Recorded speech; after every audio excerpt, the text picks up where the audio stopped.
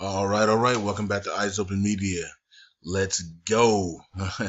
um, okay, so it's January 3rd, 2019, Iraq video. And like the video, subscribe and share. And thank you guys for watching the videos. All right, so let's begin. Nancy Pelosi is now back in the top position as the speaker. Oh my God. Okay, so Nancy Pelosi takes the gavel as the Speaker of the House lady again, or whatever she is. Okay. And also Donald Trump made a surprise press appearance after Pelosi takes gavel. Okay, so there you go. So and remember what the Lord told Benny and said, "I'm going to watch Nancy Pelosi," and Benny asked the Lord, "What do you mean watch Nancy Pelosi?" And watch the example I make out of Nancy Pelosi. So we're gonna watch and see what God does.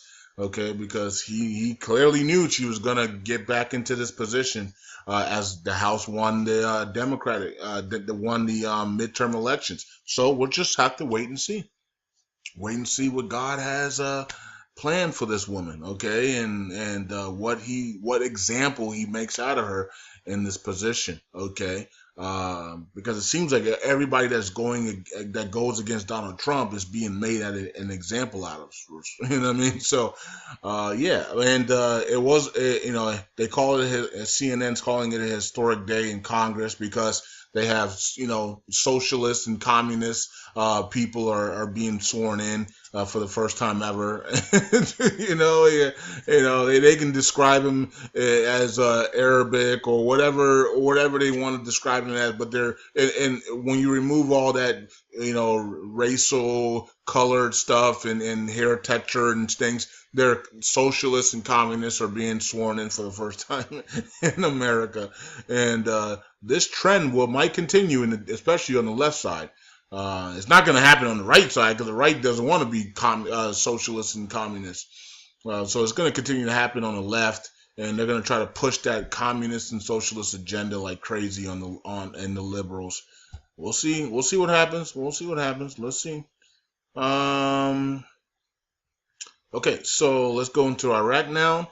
Okay, this person's called Salani. Okay, so we're just gonna say Salani. It says that the Iraq Parliament intends to make 2019 years of Iraqi sovereignty. Okay, so it's going to be the year of Iraqi sovereignty, meaning that they're going to remove all of the foreign troops in their country. That's going to be their goal, is to remove all the foreign troops from their country. Okay, so they have a strategic framework agreement with the American side, especially after the victory against the terrorism of course, Daesh, which is called ISIS. All right, so to remove all these, they cleared the terrorists. Now it's time to get their country back. Okay, so they have they want 2019 to be the year of sovereignty, where Iraq gets all their land back and have their troops and the Kurdistan troops guarding all of the Iraq for the first time in a long time. Okay, so that's what they're going to try to do. They're going to try to get they're going to try to get all these guys out of here. Okay, now are they doing it for a good reason, or are they doing it for a bad reason? Because we saw what happened last time all the United States troops and foreign troops left. It turned into a complete chaos and a madhouse. So how long are they going to do this? Is this going to be 2019 where they want everybody out? Okay, which opens the door for Iran to storm in and other countries to come in and create havoc in Iraq. Okay, so we'll see how this all plays out. Iraqi troops have been taught, but you need at least 10, 15, 20 years of elite training to really be at that forefront, right? Like Russia and China and America. And like maybe the French army, the Australian army, you know what I mean? Like there's a Germany army, the German army. Like it takes like years, man. You know what I mean? Like years and years to get to that level. So it's not overnight. It's not an overnight thing to get to that level, right? Okay, so could Iraqi army and the Kurds defend Iraq by themselves? You know what I mean? Like, I don't know. I don't think so. And that's a problem. Okay, so that's why we're still there. That's why others are there, because they don't believe the Iraqi army and the Kurds could literally defend off an invasion from somebody that, like Japan. If Japan just said, "I'm coming in," right? Iraq would lose. Okay, so that's why the foreign people are in there. So, this is gonna be interesting to see if they take everybody, if they get everybody out, and they have to defend their own land. Who will be the first person? Who will be the first army to invade Iraq and try to steal all their stuff and take their land again? I'll say it's gonna be Iran, but you know what I mean. But you guys can, maybe you guys can think on your own who you think it's gonna be. Okay. Let's go on here. But look, Iran cannot come in unless America and other troops leave. So it looks like the prophetic word is coming to pass here, where America and the foreign troops are going to be leaving Iraq, and then they're going to be vulnerable. They're going to be wealthy and vulnerable, and for a short period of time, and then Iran is going to invade. So the prophetic word is coming. It's looking good right now. Okay. All right. So let's see this article. It says approval of the first annual report of the Council for Combating Money Laundering and Financing of Terrorism. So this says approval of the first annual report. Okay, so it looks like they're going to be doing this report every single year now. It was passed a year or two ago. It was passed. Now they're going to be doing this report every year. All right, to approve it, make sure everybody's in line, make sure the central bank's in line with money laundering and anti-terrorism, combating. Look, we just talked about their budget the other day, and the guy in Parliament said that look, man, our budget is doomed. We're most of the budget is going to Hezbollah and all these other terrorist groups and other these I mean, of course, they don't think they're terrorist groups. They just think they're doing the work of Allah or whoever God they represent. You know what I mean? So, but they're going to these people, man. So it's just crazy. But anyways, so they're signing off on the anti-money laundering and financing terrorism for the central bank. So okay, so in the ministry of finance ministers and stuff like that. Okay, so let's come here, and this is Brett. Okay, so what's Brett doing now? I know he resigned, okay, from the American envoy, and Donald Trump said, I don't even know who this guy is. He was appointed by Obama. Of course, appointed by Obama to just do nothing, but continue to do meetings and meetings and meetings and not do anything else and not get anything else done. Okay. So I don't know what this guy's doing. Former presidential envoy to defeat ISIS named Payne, distinguished lecturer. Okay, whatever. Who knows what he's doing? He's appointed to do something. Let me see what he's appointed to do. Okay, I have no clue. He's appointed to give a lecture. Oh, who cares? I don't know why that article is even up there. Okay, United States. I mean, not the United States. The United Nations. Okay, the UNAMI stops publishing statistics of victims in Iraq and reveals the reason. All right, so this was the lowest. 2018 was the lowest death toll in Iraq. So the years Obama was in there, the death tolls were high. Donald Trump comes in there, the death toll is the lowest in history. Like that. So, but of course, and one of the reasons why is because ISIS was being removed. Daesh was being removed from the country at that point when the turnover. So I'm just having fun, but you guys know that they were getting rid of Daesh, and so because Donald Trump's in there and Daesh is not in there, of course the death toll would be lower. Okay, so that's to be fair. You know what I mean? So he came in there when they were completing the job. So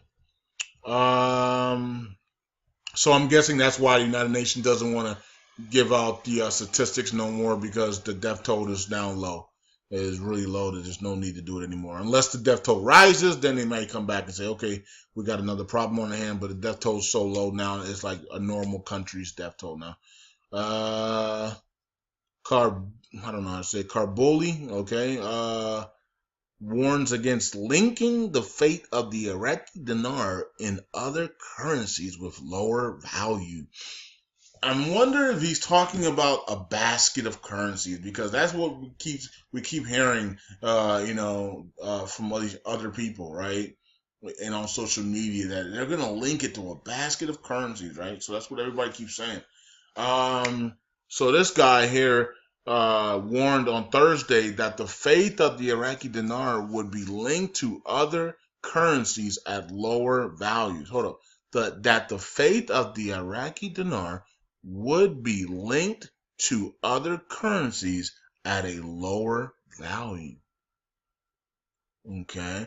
He says, we are wary of linking the fate of the Iraqi dinar to other currencies that are less valuable than it. Okay. So this is interesting because I'm not sure exactly what he means. Does he talk? Maybe he's hearing talks about the Vietnamese dong, okay, by me and other people and around, and where people are linking the IQD to the Vietnamese dong and the Indonesia rupiah and things like that, and yeah, and maybe or rupiah, whatever however it's pronounced, and he's saying, look, man, we're not. Don't link the IQD to those currencies that are in lower value than it, and put it in a basket. See, I don't never talk about a basket, but he's saying don't put the dong and other currencies that have a lower value than Iraq in a basket together. We want Iraq in a basket with the dollar, the euro, the bigger ones, the Chinese yuan, and maybe the Kuwait dinar. You know what I mean? We want Iraq in that basket. We don't want Iraq in a basket with currencies that are lower priced in it. So yeah, I understand that, and he made a tweet about it. Okay, so yeah, so I get it. I get it. You know what I mean? I get it. He doesn't want the dinar in the basket with the dong and rupiah and the real and things like that are lower in value than it. And that he wants it in the basket with the dollar and the euro and the yen, because that's in the Kuwait dinar and the Swiss francs. That's where it should be. That's where the Iraqi dinar should be. Okay. So good. So that's cool. Economy, gold prices rise to the highest levels. Okay, so gold prices, spot price of gold hit the highest level since June 15th at 1292.32 an ounce. So we're almost at 1300 for gold. And Benny did say look out for gold. The elites have told him gold in January and February. Watch gold in January and February come up. Okay, so we get that. And the Brow stops trading next. Okay, that's because of a holiday. Is it the Browse or the Bruce Bourse? I don't know. It's a stock exchange. A stock exchange. Basically, just a stock exchange. Okay. um, let's see here. Yeah, it says organized trading sessions. Okay, the occasion. Okay, so Monday. Not sure. The Browns announced Thursday not to organize a trading session on Sunday to coincide with the official holiday. Okay. Zarif will visit Iraq next week. Okay, so the Iranian foreign minister will be there in Iraq next week, and maybe they will sign the with the central bank the final agreement on local currency. So watch next week.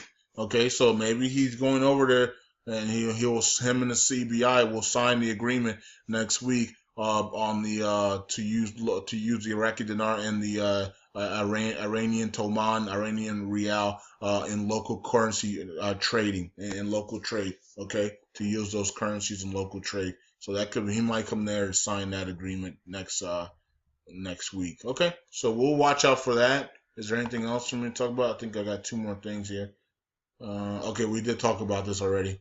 About the linking to lower currencies. Okay, or currencies that are less valued. And he says this will have serious consequences for our economy. All right. So once again, no to the adventure of Iraq's economy. Okay, so he doesn't want the linking of dinar to in the basket of with currencies that are lower value than it. Okay, we get it. And I think this is the last one here.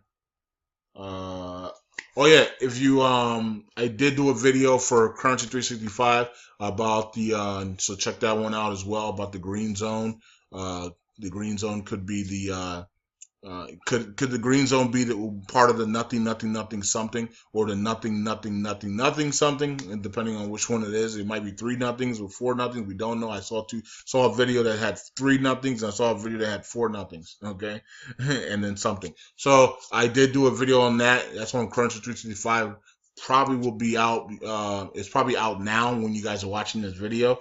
So after you watch this video, go and watch that video as well if you like to find out about that. So I did talk about the green zone on that. So okay, and we did see the markets correct today, 660 points. So let's see if the markets go back to 20,000 as well.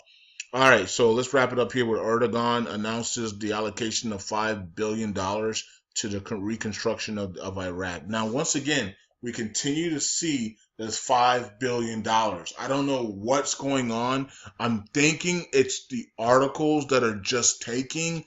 I don't know. I don't know what it is. I don't know what it is, guys and girls, but we have seen these articles about this $5 billion or 5 billion dinars over and over and over and over again.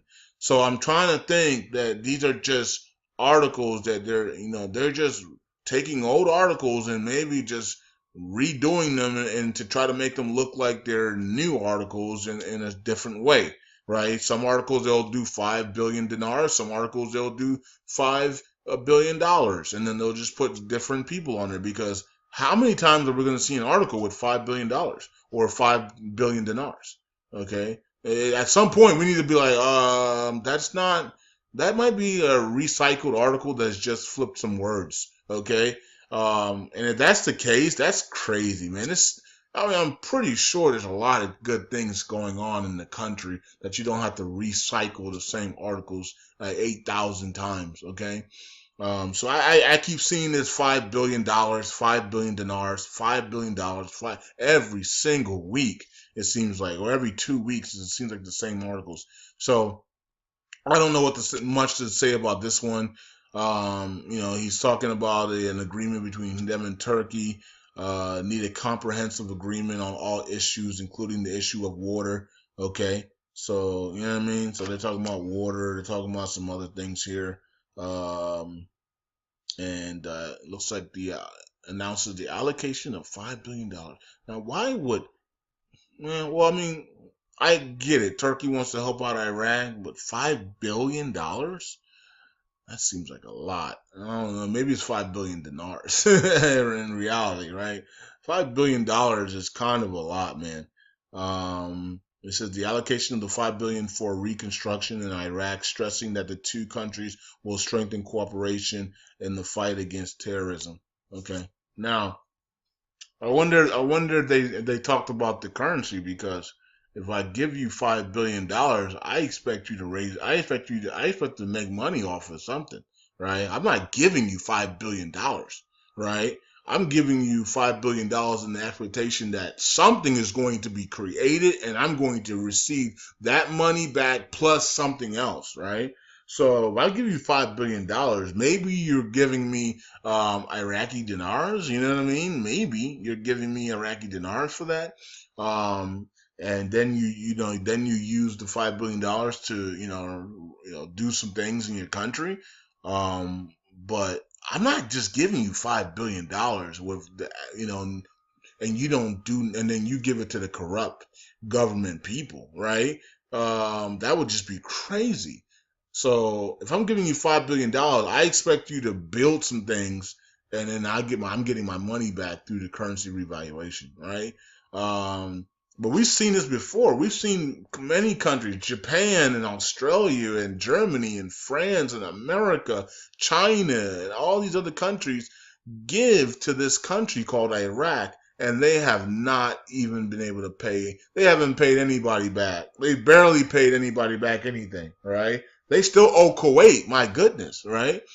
They still owe Kuwait. Now they're going to be paying Kuwait in oil revenue, so we need to watch out for that article when they start paying Kuwait. Now, and they might pay Turkey back in oil too, right? You're giving them $5 billion, okay? So for construction and some other things, okay? So they might pay Turkey back in oil revenues as well. So they might be paying everybody back in oil because, you know what I mean? They have the oil. They need oil prices to go up, though. Oil prices can't stay at the price they're at now. They need oil prices to go through the roof, right? 80, 90, $100. Then it'll be really easy to pay everybody back, right? So maybe they said, give us a $5 billion and we'll use it for reconstruction. We'll put some of it in our pockets maybe as well, but we'll use it for reconstruction and then we'll pay you back the $5 billion. Maybe we'll pay you $6 billion back and we'll just do it through oil. And so that could be the possibility as well. So they might be paying Turkey in oil, and they're definitely paying Kuwait in oil. And Donald Trump was probably saying, hey, pay us in oil too, because we're not going to be paying for the war. Right, so you might want to pay us some oil as well. All right, so that's all I have, guys and girls. So let's just continue to watch and see what happens.